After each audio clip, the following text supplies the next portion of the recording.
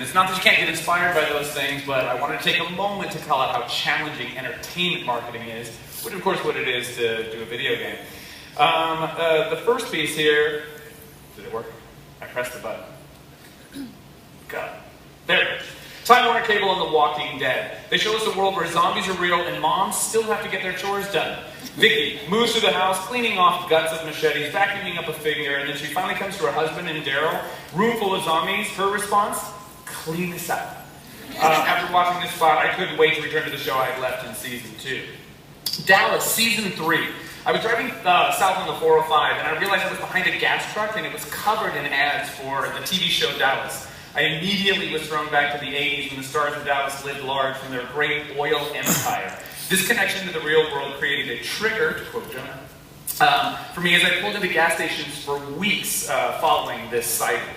American Horror Story. These print ads for the bizarre show grabbed my attention every time. What struck me most about this year's ad was not just that it was creepily sexy, but that year after year, the show creates a campaign that is completely unique, and yet it feels like it's part of a larger series, and it's something that the actual show does with its repertory-style casting and storylines.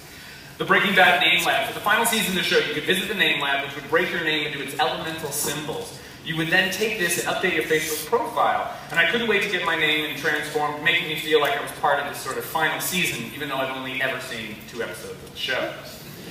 House of Cards Season 2 teaser. You know, teasers are some of the most fun entertainment marketers ever get to have, and it's because you get to create these pieces for the hardcore fans who sort of get it.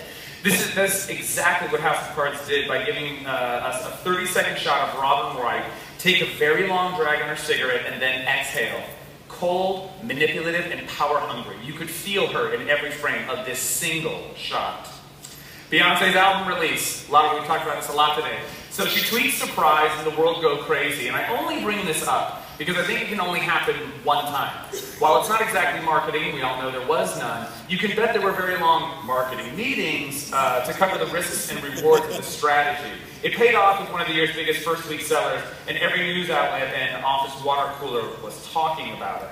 The Wu-Tang Clan's secret album. This is incredibly cool. It was crafted by a Moroccan artist, Yahaye. The silver and nickel box contains the only copy of Wu-Tang Clan's next album. In a world where we flippantly click back and forth between whichever music cue pleases us on Spotify, they want to create an experience like a fine piece of art. This album will go on tour under heavy security, much like a series of Monets on display. Then, in the final sale, the only copy will go to the collector. I think someone else mentioned 24 Hours of Happy. It's actually very similar to a piece called Girl Walk, and it's actually really fun to watch by comparison. But the undertaking is still incredible. It's a 24-hour music video. It automatically takes you to the point in the video that's basically on your computer. Every one of the 400 dancers got one take to dance to the song while cameras followed them in one shot. And it just sort of makes you happy. Wolf of Wall Street, I'm a little biased on this one. It was dreamt up by the teams at the Ant Farm. But the most interesting part of the tale is that the music in the trailer, one of its defining traits, was actually the massive undertaking. Hearing it live on Saturday Night Live made our producer think that it was a track she could play with. Unfortunately, it hadn't even been recorded yet. Through some Hollywood magic, she was able to get it recorded, cut in, and up on screen for one of the year's best trailers. Gravity teaser, once again with the teasers. You know, some people loved these, some people laughed out loud. Either way, you really felt something. The trailer is one long shot of the film, and while they did have to add some sound effects, otherwise it would be too weird, the piece is simply a part of an amazing experience that was Gravity. The Curry Coffee Shop, I thought a lot of people would talk about this year, and I hate the direction, right, and I think we've all heard this. I'd love a viral trailer, wouldn't we all? This time, however, a piece was created that truly went viral. And the reason I really think is that it's really the amazing reactions. You know, truly watch the video again. What's amazing is the reaction to the telekinetic powers.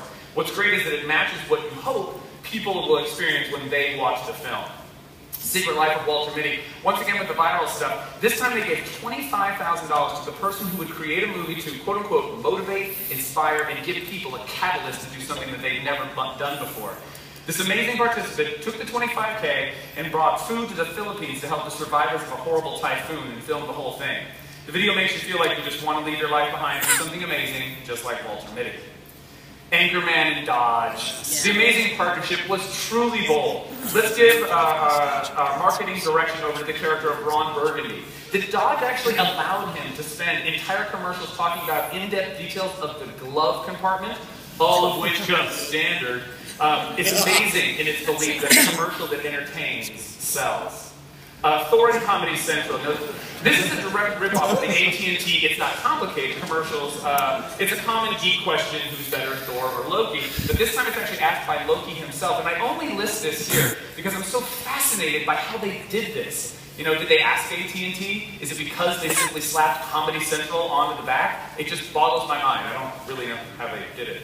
Dawn of the Planet of the Apes. Rarely does a trailer take a turn and make you gasp. As I watched this trailer play out, I wondered what post-apocalyptic movie was coming out.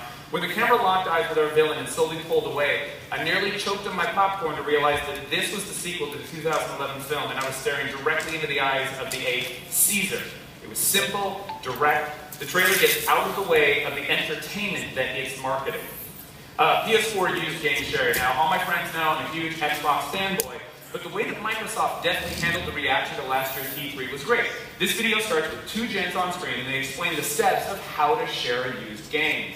With a friend, it's a long lead-up. This card forever goes on for step 1, followed by guy 1 simply handing the guy the game to guy 2. It's incredibly funny, and 14 million views are not bad. Xbox One Invitation, like I said, I'm an Xbox fanboy, and while I'm sure I shouldn't be referencing something that's actually nominated this year, the spot took a single unifying vision of a simple invitation and used it to highlight everything fantastic about the box. And this last one here, it's the Threes BTS, right? This huge article, it's incredibly long, it's written by the creators of the highly addictive Threes, is what every behind the scenes should be. It covers everything from the excitement of the idea to the frustration that it isn't coming together to drunken texts that might actually be fun. This piece makes you love the game more. And I have one very last one, even though I know I'm out of time. Oh, we turned it off. Thank you.